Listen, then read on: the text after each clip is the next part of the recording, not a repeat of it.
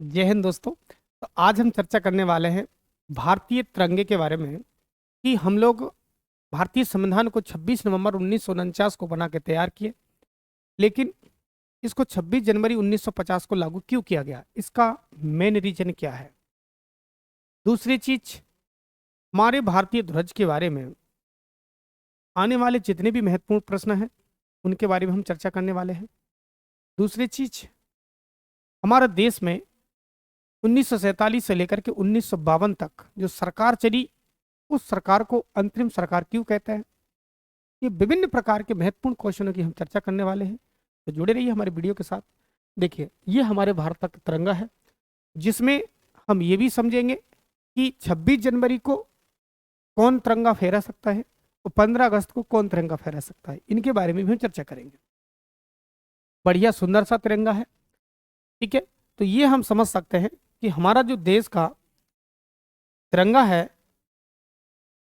इस तिरंगे में हम ये चर्चा करने वाले हैं कि सबसे पहले 15 अगस्त को 1947 को हम स्वतंत्र हुए थे, और स्वतंत्र जब हुए तो इसका मेन रीजन क्या था। 26 जनवरी को 26 नवंबर 1949 को संविधान दिवस मनाया जाता है। 26 जनवरी 1950 को गणतंत्र दिवस मनाया जाता है। अब जब हमने संविधान बना के तैयार 26 नवंबर को कर लिया था, तो हमने लागू 26 जनवरी को क्यों किया, इसका मेन रीजन हमें साइंटिफिक इफेक्ट समझना है। देखिए, ब्रिटेन में सरकार चल रही थी 1947 से पहले विंस्टन चर्चिल की। विंस्टन चर्चिल वहां के प्रधानमंत्री थे। तो जैसे वहां पर चुनाव आए तो विपक्ष में खड़े हुए क्लीमेंट एटली ने भारतवासियों से कहा कि यदि मैं यहाँ का प्रधानमंत्री बनता हूं तो मैं भारत को स्वतः ही आज़ाद कर देंगे हम, आपको हमारा साथ देना होगा। तो भारतवासियों ने उनकी थोड़ी बहुत हेल्प की, जिसकी वजह से क्लीमेंट एटली वहाँ के पीएम बने और उन्होंने भारत में कैबिनेट मिशन भेजा। कैबिनेट मिशन के थ्रू हमारे देश में आज़ादी और हमारे देश का संविधान बना। विंस्टन चर्चिल ने गांधी जी को नंगा फकीर कहा था। ये सब क्वेश्चन पूछने लायक क्वेश्चन है। देखिए, क्वेश्चन फिर पूछता है, इतिहास समझते हैं कि क्यों मनाया जाता 26 जनवरी को गणतंत्र दिवस। कैबिनेट मिशन 1946 में जब हमारे भारत में आया, तो क्लीमेंट एटली द्वारा जब यह भेजा गया कैबिनेट मिशन, तो इसमें 3 सदस्य थे। 3 सदस्यों की ये टीम भेजी गई, जिनमें से KAL के नाम से आपको याद रखना है, क्लब्स, अलेक्जेंडर और लॉरेंस। इन तीनों में जो मेन लीडर था वो लॉरेंस था, जिसने हमारे देश में कैबिनेट मिशन को आगे बढ़ाया। और इसके अनुसार ये बोला गया कि भारत में जब तक तुम अपना संविधान बना के तैयार नहीं कर पाओगे, तब तक तुम्हें पूर्ण इजाजत नहीं देगी। आप स्वतंत्र तो हैं 15 अगस्त 1947 में, लेकिन आप शासन विधिवत पूर्वक तभी चला पाएंगे, हम तभी जाएंगे जब आप अपना संविधान बना के तैयार कर लेंगे। तो हम आजाद हुए 1947 में, चुनाव कराए 1951 में और प्रधानमंत्री बने 1952 में। ये को डेटा याद रखना, कई बार पूछता है। क्वेश्चन फिर पूछा है कि 1947 से 1952 तक जो सरकार चली, उस सरकार को क्या कहते हैं, अंतरिम सरकार कहते हैं। और ये 5 वर्ष की सरकार है, इसे अंतरिम सरकार के नाम से जाना जाता है। तो क्वेश्चन पूछता है 1947 से लेकर के 52 तक के बीच के शासनकाल को किस सरकार के नाम से जानते हैं, अंतरिम सरकार। हमने अपना संविधान बनाना तैयार किया इनकी देखरेख में। संविधान को सेंट्रल हॉल में लिखवाया गया, दिल्ली का जो सेंट्रल हॉल है उसमें लिखवाना प्रारंभ किया, जिनमें प्रेम नारायण जो व्यक्ति थे उन्होंने लिखना इसको प्रारंभ किया। BN राव थे उनकी देखरेख में। संविधान सभा 1946 में सबसे पहले संविधान सभा का गठन हुआ। 9 दिसंबर 1946 को सच्चिदानंद सिन्हा को अस्थायी अध्यक्ष चुना गया, लेकिन बुजुर्ग होने के कारण कुछ लोगों ने, मुस्लिम लीग ने इसका बहिष्कार किया।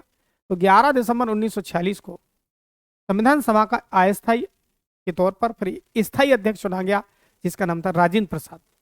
और राजेंद्र प्रसाद जी के समय जब संविधान स्टार्ट हुआ तो 389 लोग गठन के समय एकत्रित हुए कि हम संविधान बनाएंगे 1946 में कैबिनेट मिशन के थ्रू। लेकिन 1947 में पाकिस्तान, भारत 2 अलग राष्ट्र बन गए, जिसकी वजह से भारतीय संविधान को लिखने का कार्य करने के लिए, बनाने के लिए केवल 299 लोग ही बचे। 1949 को जब हमारा संविधान बनकर तैयार हुआ, जब हस्ताक्षर करने की बात आई, तो उनमें से कई लोग ऐसे थे जो डेथ हो गए थे, तो हस्ताक्षर किए थे केवल 284 ने। तो ये तीन ही क्वेश्चन एग्जाम में सीधे सीधे आते हैं। काफी महत्वपूर्ण क्वेश्चन है कि संविधान जब हमारा बनकर तैयार हुआ तो कितने लोगों ने हस्ताक्षर किए थे? 284। क्लियर है क्वेश्चन? यहां तक सभी लोगों को समझ आ गया। अगला क्या समझाता है?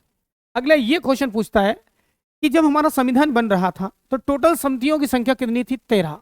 कितनी समितियां थी? 13 समिति थी, जिनमें सबसे प्रमुख समिति का नाम क्या था? जिसका था प्रारूप समिति, यानी ड्राफ्टिंग समिति। इसका मुख्य अध्यक्ष किसे चुना गया था?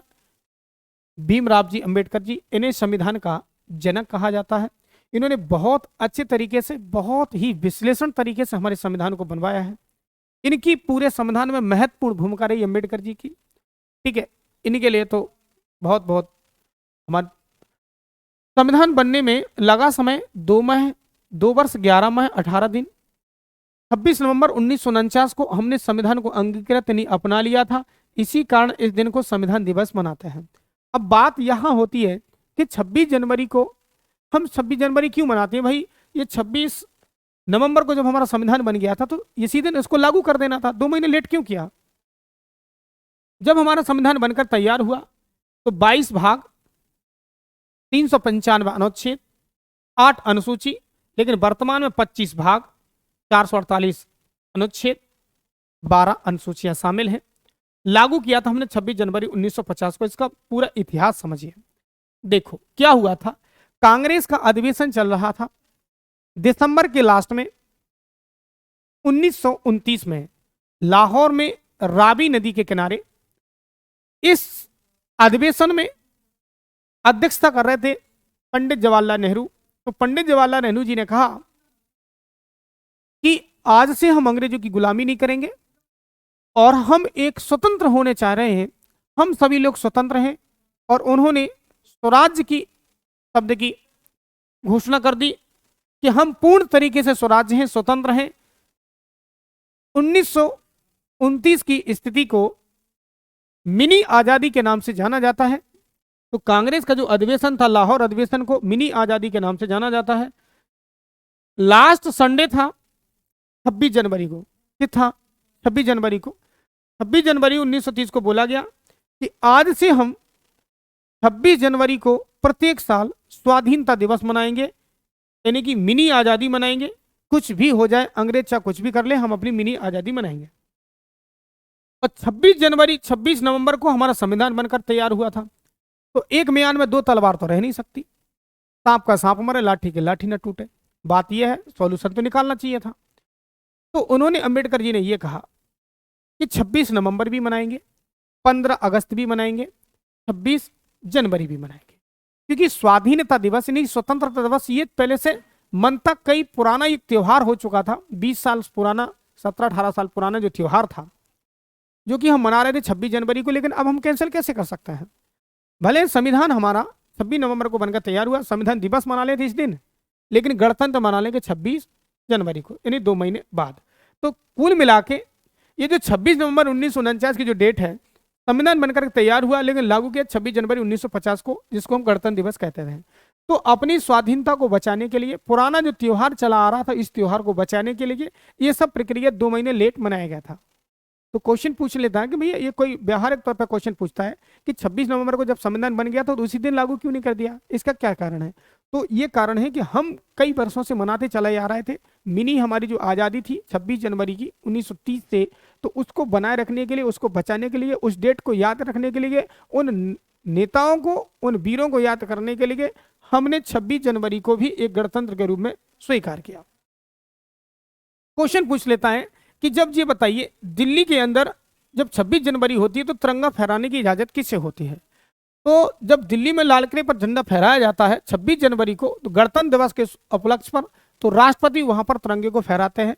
लेकिन 15 अगस्त को स्वतंत्रता के उपलक्ष्य में प्रधानमंत्री वहीं पर तिरंगे को फहराते हैं। याद रखना, विधानसभा भवन की अगर बात होती है राज्य में, तो राज्य में 26 जनवरी को राज्यपाल द्वारा फहराया जाता है और 15 अगस्त को मुख्यमंत्री ठहराते हैं। क्योंकि 15 अगस्त हम आप लोग जानते हैं ये स्वतंत्रता दिलाने का काम कुछ नेताओं ने किया, इसलिए नेताओं के लिए, जो नेता होते हैं उन लोगों के लिए झंडा फहराने की पॉसिबिलिटी रहती है। और जो 26 जनवरी है जो गणतंत्र हुआ था उसमें राष्ट्रपति राज्यपाल, राज्यों में राज्यपाल, केंद्र में राष्ट्रपति।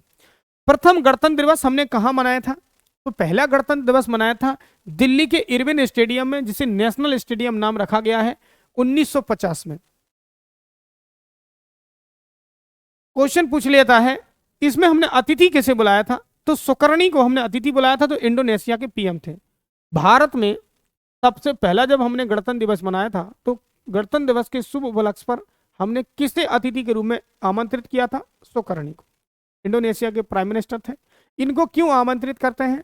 ताकि हमारा देश जो है वो कहां पर पहुंच रहा है, क्योंकि इस दिन 26 जनवरी 15 अगस्त को पूरे वर्ल्ड की जो सोशल मीडिया रहती है वो केंद्रित होती है हमारे भारत के ऊपर कि भारत ने अपना क्या बनाया है, एक साल के अंदर क्या दिखाया है, तो पूरा प्रयोग भी होता है। राजपथ पर परेड कब से प्रारंभ हुई? क्वेश्चन पूछ लिया गया है। तो 1955 से हमारे देश में राजपथ पर परेड होती है। लेकिन इस वर्ष कोविड की वजह से थोड़ी परेड 3.3 किलोमीटर की कम की रही, नहीं वैसे 8.3 किलोमीटर का रहता है परेड। बहुत बढ़िया परेड निकलता है, पूरे विश्व में सबसे सुनहरी और सबसे सुंदर अगर परेड निकलती है तो भारत की निकलती है। गणतंत्र की प्रक्रिया जो हमने ली है वो फ्रांस देश से ली है। राष्ट्रीय ध्वज का इतिहास जो है, डिजाइन अगर पूछ लिया जाता है राष्ट्रीय ध्वज का, तो पिंगाली वेंकैया ने बनाया। फिर क्वेश्चन ये पूछ लिया जाता है कि राष्ट्रीय ध्वज अपनाया हमने 22 जुलाई 1947 को है। तब इसमें आप लोगों को पता है पहले राष्ट्रीय ध्वज में चरखा चलता था, जो अब वर्तमान में अशोक है, इससे पहले क्या चलता था? चरखा। तो 22 जुलाई 1947 को चरखे की जगह क्या किया गया था? अशोक। ये क्वेश्चन काफी इंपोर्टेंट है कि तिरंगे झंडे में चरखे की जगह अशोक स्तंभ कब किया गया? तो 22 जुलाई 1947। तिरंगे के मध्य में एक चक्र होता है जिसे धर्म चक्र कहते हैं, जिसमें 24 तीलियां होती हैं, और ये 24 तीलियां आप लोगों को पता है उन्नति का प्रतीक होती हैं। 24 इसमें शब्द समाहित हैं जो कि लिया गई है धर्म चक्र आपके सारनाथ से, जो कि वाराणसी से क्या है 15 किलोमीटर के आसपास दूर है। आम व्यक्ति को तिरंगा फहराने की आजादी कब मिली? हम लोग आप लोग सब तिरंगा फहराने की अपन को आजादी कब मिली? तो हम लोगों को आप लोगों को आजादी मिली थी सुप्रीम कोर्ट द्वारा। ये आर्टिकल 19A के अनुसार 26 जनवरी 2002 से कोई भी व्यक्ति तिरंगा फहरा सकता है। अशोक चक्र का रंग जो होता है वो कैसा होता है? गहरा नीला होता है। संसद का अधिवेशन आपको पूछा जाता है कि संसद का जो अधिवेशन होता है तो शुरुआत में किस गीत से होता है? तो अपन बता दें कि राष्ट्रगान से इसकी शुरुआत होती है, जिसे रणगण मन अधिनायक के जरिए कहते हैं, और समापन होता है आप लोगों का राष्ट्रगीत से, वंदे मातरम से। तो इनके बारे में हम डिटेल से चर्चा करेंगे। राष्ट्रगीत और राष्ट्रगान क्या होते हैं? देखो, सबसे पहले हम चर्चा करेंगे राष्ट्रगान की। तो राष्ट्रगान जो था आप लोगों को पता है सबसे पहले 1911 में कोलकाता के 27वें अधिवेशन में विश्वनाथ नारायण धर की अध्यक्षता में गाया गया था, जो कि रविन्द्रनाथ टैगोर द्वारा बनाया गया बहुत ही बढ़िया गीत है, गान है। इस गान को गीतांजलि पुस्तक में रखा गया है। इसके रविन्द्रनाथ टैगोर को नोबेल प्राइज 1913 में मिल गया था। जनगण मन उनका गीत गान है, 52 सेकंड इसमें समय लगते हैं। इसे अपनाया गया था 24 जनवरी 1950। ये राष्ट्रीय गीत क्या है? बंकिम चंद्र चटर्जी द्वारा रचित है, आनंदवन पुस्तक में वर्णन है।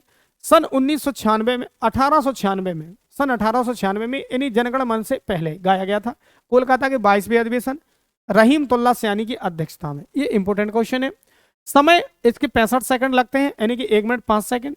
अपनाया गया 24 जनवरी 1950 को, राष्ट्रगान इसको समर्पण गया। प्रथम जो हम बात करेंगे इसमें 22वें अधिवेशन को रहीमतुल्लाह सयानी की अध्यक्षता में कोलकाता में। अच्छा, राष्ट्रीय गीत क्या है? झंडा गीत जो है वो हमारा झंडा गीत क्या है? तो झंडा गीत ये आप जो जानते हैं, श्यामलाल गुप्त पार्षद जो है इसको बनाने वाले हैं। विजय विश्व तिरंगा प्यारा झंडा ऊंचा रहे हमारा, ये हमारा झंडा गीत है। अंग्रेजी में अनुवाद अरविंद घोष ने किया। अगला फिर हम समझते हैं कि राष्ट्रीय पर्व क्या होता है। राष्ट्रीय पर्व की अगर हम चर्चा करें या राष्ट्रीय जो अवकाश होते हैं वो अवकाश कौन कौन होते हैं? स्वतंत्रता दिवस, गणतंत्र दिवस और गांधी जयंती यानी अहिंसा दिवस, ये 3 हमारे देश के राष्ट्रीय अवकाश के नाम से जाने जाते हैं। इनमें तिरंगा की लंबाई और चौड़ाई की बात करें तो 3:2। देखो कभी कभी चौड़ाई और लंबाई दे देता है तो 2:3, तो आपको समझना है लंबाई ज्यादा चौड़ाई कम, ठीक है।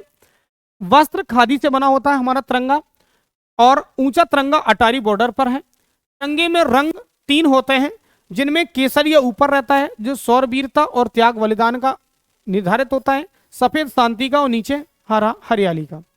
ये 3 प्रकार के रंग हमारे तिरंगे में देखने को मिलते हैं। तो हमने राष्ट्रीय गीत, राष्ट्रीय गान, तिरंगा, कब तिरंगे हमारा संविधान बनकर तैयार 26 जनवरी को, लेकिन लागू क्यों किया गया वो आप भी जानते हैं, स्वाधीनता दिवस को बचाने के लिए। और हमने तिरंगे झंडे से, राष्ट्रगान, राष्ट्रगीत से जुड़ी सारी तमाम विभिन्न प्रकार की बातों को समझा। तो यदि आपको वीडियो अच्छा लग रहा हो तो वीडियो को लाइक करें, शेयर करें। मिलेंगे नेक्स्ट वीडियो में। जय हिंद।